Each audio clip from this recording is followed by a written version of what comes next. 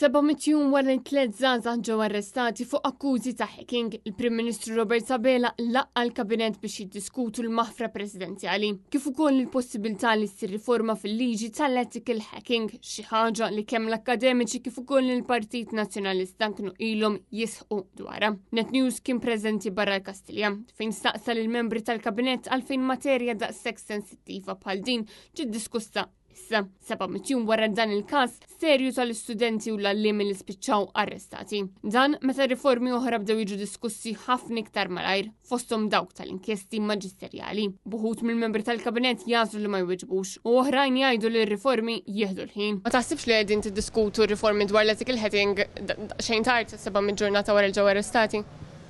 Ifhem. Jiena naħseb li huma importanti li l-affarijiet isiru fosthom waqthom basta jkun maħsubin kif suppost. Dak li jsir fil-kabinet jibqa' sigriet. Ma taħsibx li r-riforma dwar l-ethical hacking qed tiġi f'tard wisq?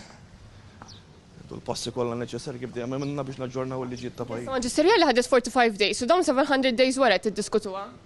U jisu għaddew 700 ġurnata wkoll minn ġew arrestati, ma taħsibx li wisq? Ovvjament inti liġi ma tagħmilx minnhom għal Kien f'Ottubru tal-2022 meta 4 studenti ħekkjaw leb ta' freeware fejn kienu arrestati xahar wara. Madankollu sal-lum għadha ma tresqet l-ebda proposta ta' riforma fil-Parlament u kien biss issa li l-Kabinet iddeċida li jirrakkomonda lill-President sabiex jingħata maħfra lill-istudenti u lill-lettur li jinsabu implikati biex bekk dan il-każ jingħalaq wara aktar minn sentejn sħaħ. Il-kritika lejn il-gverni li fil-każ tal-inkjesti maġisterjali Robert Sabella mexa b'mod totalment differenti u telaq jiġri waħdu bla konsultazzjoni ta' xejn. Fil-fatt l-ewwel darba li Robert Sabella stqar li hemm bżonn riforma fl-inkjesti maġisterjali kien fil-15 ta' Diċembru u fit-30 ta' Jannar il-bidliet kienu preżentati mill-Ministru Jonathan Tart fil-Parlament.